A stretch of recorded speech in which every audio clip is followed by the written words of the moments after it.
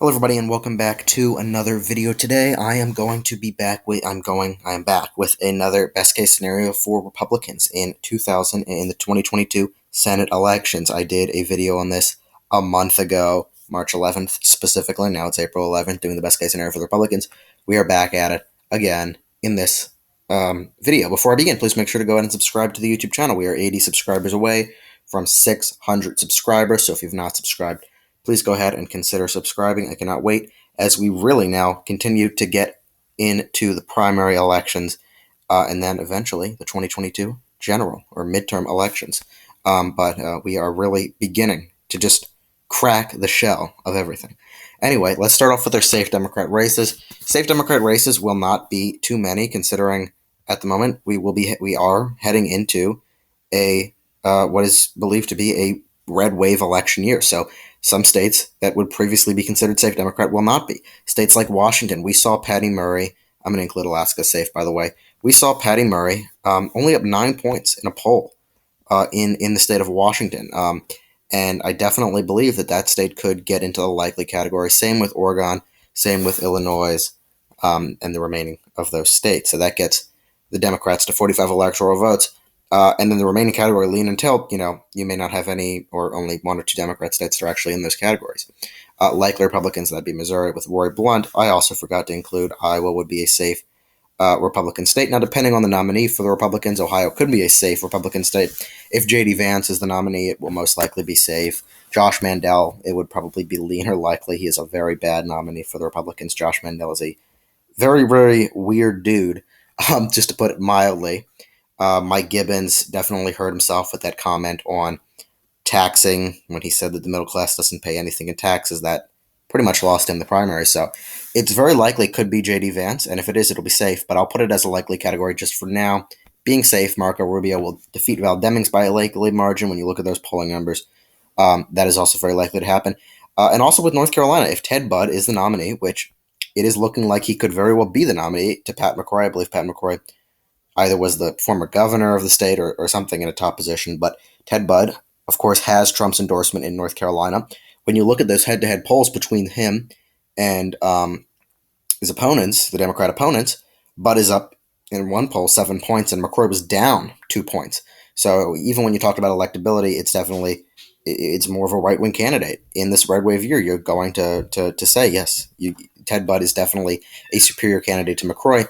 However, that primary hasn't happened, so I don't want to go ahead and give that to the Republicans because, frankly, we just don't know yet.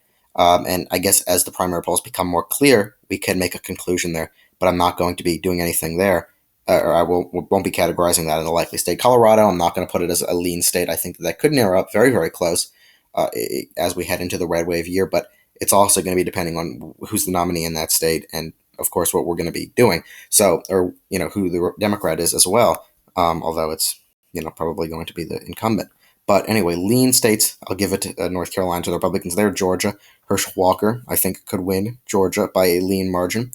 1 second.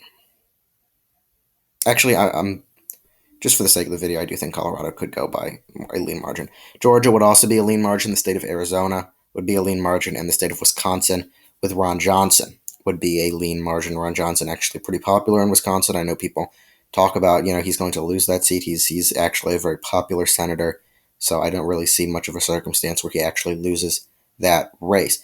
And also one more. I think Mehmet Oz, I don't even know how to pronounce his first name, Dr. Oz, would actually be able to carry Pennsylvania by a lean margin. He's going to win that primary in my mind after Trump's endorsement.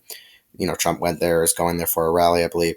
And he's going to win. He's going to win the primary, and he's most likely going to win the general election.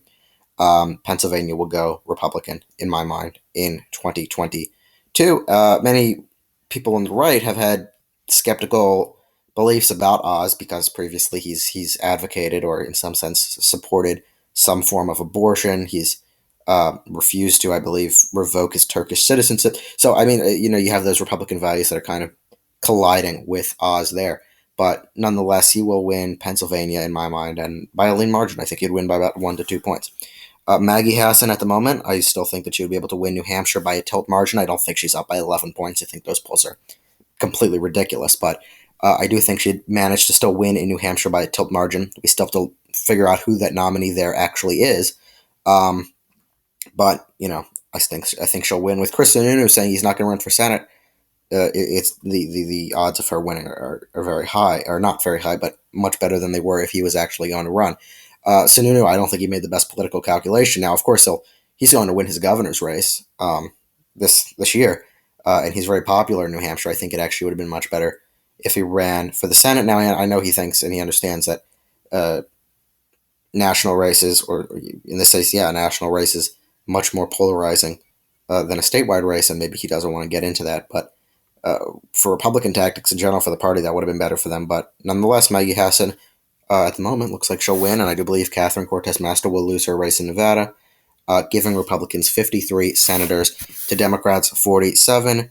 Of course, all of this does not matter at all until we figure out who the nominees for their parties are. When you look at Arizona, when you look at Ohio, North Carolina, Pennsylvania, New Hampshire, all of those states, that's really what's going to matter. Georgia as well. But yeah, anyway, with that, thank you guys so much for watching this video.